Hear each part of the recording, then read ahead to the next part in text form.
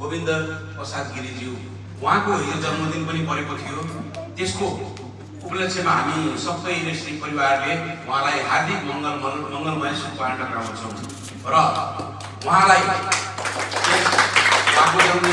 यहाँ आउन पर्दछु र उहाँलाई शुभकामना दिनुहुन म यहाँको प्रशिक्षक श्री विजय पाण्डेजीलाई हार्दिक अनुरोध गर्दछु। तपाईलाई धेरै शुभकामना।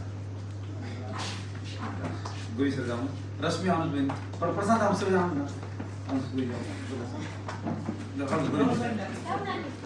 आउ हजुर छिटो गइ नि गइ सर आउनुस् ल।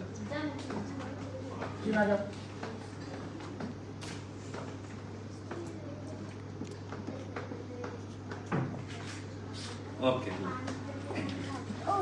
उहाँले अब यसको केही शुभकामनाहरू र आफ्नो यहाँ युनिभर्सिटीको केही जुन आफ्नो भइरहेको छ त्यो विचारहरू प्रस्तुत गर्ने उहाँलाई म अनुरोध गर्छु। अर्को कुरा उहाँ चाहिँ भर्खरै समता टेलिभिजन भन्ने सुन्नु भएको छ?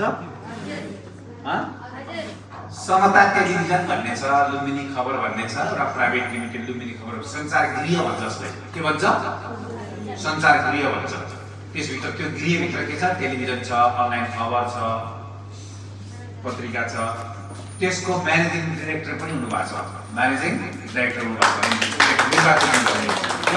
छ। भयो? ल अब हाम्रो समाचारहरू उहाँको विद्यामा पनि आउँछ। ल शुभकामना। धन्यवाद। एलएसटीका सचिवालय पर्वतपुर उपस्थित सम्पूर्णमा म प्रभावकारी अभिवादन व्यक्त गर्न चाहन्छु। जन्मदिन मेरो अस्ति 28 गते थियो।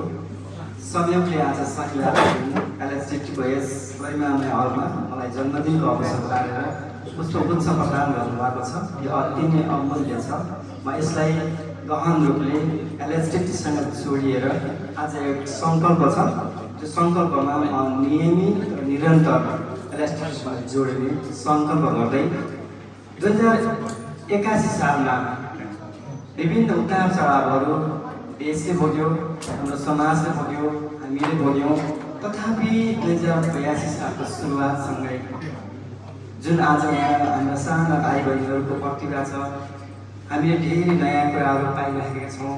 यी कुराहरूको साथसाथै हामीले एउटा सुख, शान्ति, सुस्वास्थ्य, दीर्घायु जसरी हामी आमा बुवाहरू केही सिक्नका लागि यो प्लेटफर्म रोज्यौँ, कार्यव्यस्तता, आफ्ना अनुभवहरू, आफूले गरेको कामको विलक्षणता र उत्कृष्टता सँगसँगै हामीले यहाँ सिक्ने कुराहरूलाई आजको दिनमा हामीले मात्र होइन, हाम्रा बालबच्चा, हाम्रा भाइ बहिनीहरूले पनि यो प्रतिभालाई अन्तर्राष्ट्रिय मञ्चसँग पुर्याउनका निमित्त उहाँहरूले एलएसटीबाट मैले सिकेको भनेर अन्तर्राष्ट्रिय फोरमहरूमा जाँदै गर्दा नेसनल, इन्टरनेसनल विभिन्न तह र तबकामा यही प्रतिभा हो, यही भविष्यका कडाधार यी हाम्रा छोराछोरी, हाम्रा भाइ बहिनीहरू हुन् जसले आज गर्नुभएको यो एसियन बुद्धको यस गरिमामय हलमा गर्ने प्रस्तुति मात्र होइन कि यससँग जोडिएको उहाँको भविष्य छ।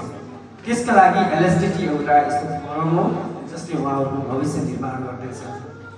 तथापि एलएसटीले यो एउटा ट्रेनिङ, एउटा लिडरसिप मात्र सिकाइराखेको छैन, यस्तो एउटा संस्कार दिइराखेको छ जहाँ मेरै छोरा छोरीहरू पनि एउटा यो ध्यानको लागि जहाँ यो यही फोरम हो जसले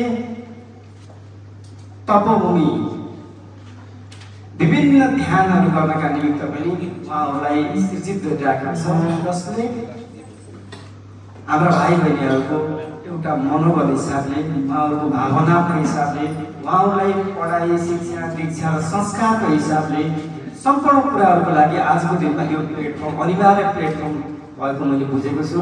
त्यसैले यो 2082मा जो हामी जसरी जोडिएका छौँ एलएसटीमा सम्पूर्णले यसलाई थप हौसला दिँदै यो हाम्रो सन्देशलाई बजारमा हरेक ठाउँमा पुर्याउँदै यसरी नै निरन्तर साथ दिएर हामी अगाडि बढ्नेछौँ भन्ने फेरि पनि सङ्कल्प गर्दै 2082 सालमा तपाईँहरूको व्यक्तिगत जीवनको आफ्नो व्यवसायको सम्पूर्ण मान प्रतिष्ठा इज्जत सँगसँगै तपाईँहरूको समृद्धिको कामना गर्दै शुभकामनाका शब्दहरू यही अन्त गर्न चाहन्छु। धन्यवाद। मलाई पनि आज जन्मदिनको अवसर सँगसँगै विजय सरले यो पुष्पगुच्छ दिनुभएको छ। यो पुष्पगुच्छलाई मैले 2082 मा नियमित एलएसटिटीको यस फोरममा उपस्थित हुने सङ्कल्प गर्दै गर्न चाहन्छु। धन्यवाद।